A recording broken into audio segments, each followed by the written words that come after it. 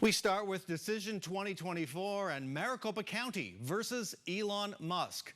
The world's richest man is spending millions of dollars and influencing millions of people on X to install Republican Donald Trump in the White House. Along the way, Musk is peddling misinformation and outright lies about our elections. His target last week was Maricopa County. Musk posted, quote, "Our system is broken," over a news report that said the county would take 10 to 13 days to count presidential election ballots. Maricopa County Supervisor Bill Gates pushed back on Musk, and he's here to explain why. Welcome back to Square Off. Thanks for having me. Good to see you again. So chipper after after a tough week, lots going on right now.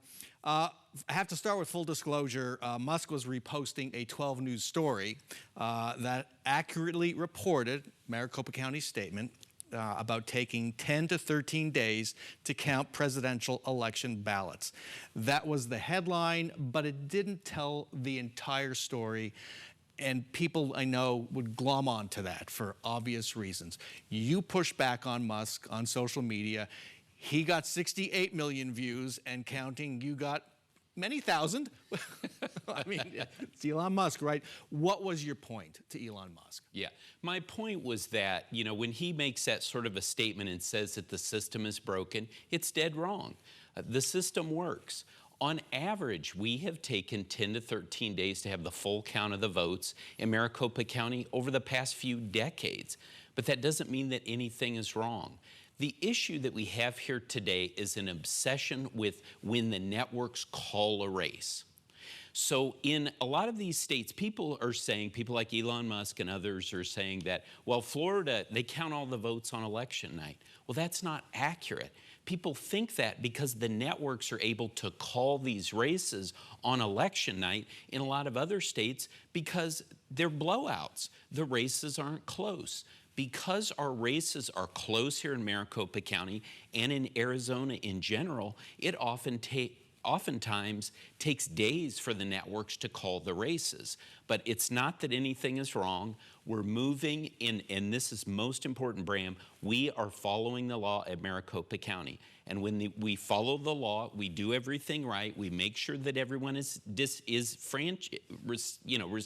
the right to vote, and also that only eligible votes are counted. That is how long it takes us to complete the process. And you made an important distinction that got lost in a headline, as accurate as it was, is yes, it takes 10 to 13 days to count all the ballots, which, as I know from experience, 10 election cycles is normal. But the race call, that's what people really are concerned about, and I think read into that. You have nothing to do with when a race is called, when the media decides who the winner is. Absolutely. And in fact, we anticipate we'll have about 95% of all of the ballots reported by Friday of election week. Additionally, the only thing that really matters in this process, in the end, is when the Maricopa County Board of Supervisors certifies the canvass. That's going to be on November 21st, and then we send that on to the Secretary of State, who then certifies it. People should not be concerned. In the end, we have worked hard with our partners, the governor, the legislature, the Secretary of State, to make sure that all the votes are counted and that Arizona's electors will count towards who our next president is. Okay, and again, there's a race call, there's a ballot count. The two are very different things, and we'll know who won races long before, in many cases, the ballots are fully counted. Absolutely. Gotta repeat that. I know folks, you only do this once every 2 years, every 4 years. It's not top of mind. Let's talk about security. The Wall Street Journal reported on the security setup at the county's tabulation center near downtown. Just check off some of the features: metal detectors and armed guards, new fencing and concrete barriers, drones patrolling skies, police snipers on rooftops, mounted patrols standing ready. Is that all accurate, correct? And how did we get here? So just to be clear, we're talking about the tabulation center, right, where all the votes are counted. We're not talking about the vote centers. When people go to vote on election day or before for early in-person voting, it's not going to look like that.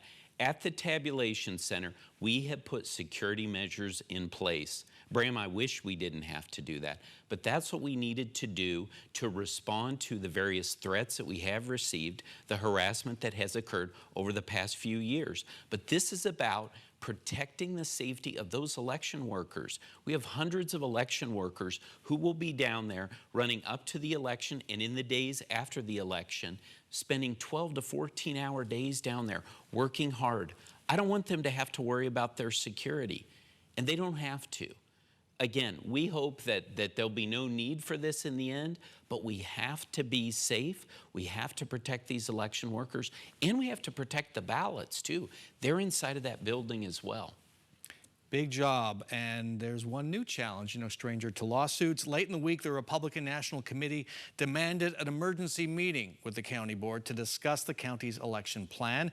RNC lawyer Harmeet Dillon claims, quote, voters will take significantly longer to complete their ballots than the estimates upon which the county's plan is based. She wants immediate revisions in the plan. Are the criticisms valid? The criticisms are not valid, but I certainly appreciate that she's raising people's attention about the fact that we have a 2-page ballot this time around with races on both sides of those pages. It's the first time since 2006. It is going to take people longer to fill out their ballots. That's why, one, we're encouraging them to fill their ballots out early if they would choose to do that and get that mailed in by October 29th. But if they choose to vote in person on Election Day, which we absolutely support as well, make a plan, be ready. You can go into beballotready.vote. You can actually see the sample ballot. You can print it out. You can even fill it out. This is an open book test, Bram. You can bring that in with you and help you to fill that out. But we have been prepared for this. We didn't make the ballot this long. Others did, but we knew what was coming. We're prepared for it. We have 246 vote centers across the county. We have additional check-in sites. And if there are lines at your site, you can go to one of the other 245 vote centers. We're going to talk about early ballot returns a little later in the show, but is there anything in the early ballot returns which appear to be sluggish versus 2020 that tell you, maybe there might be a larger backup on Election Day at vote centers than we anticipated?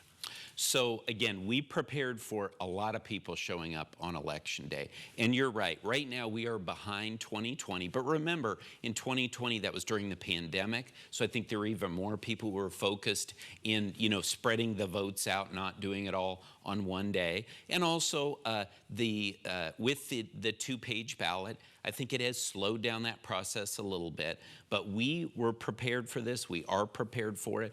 But help us out and vote early. Get it in now so you're not part of any lines that do develop on Election Day. But if they do, we're prepared for it. And if there's a line where you're at, go to locations.maricopa.vote. You can see the wait times at all the other 245 vote centers and head over there, go vote, and go on with your day. Is this letter laying the groundwork for a potential lawsuit? Well, as you know, I used to be an Election Day lawyer for the Republican Party.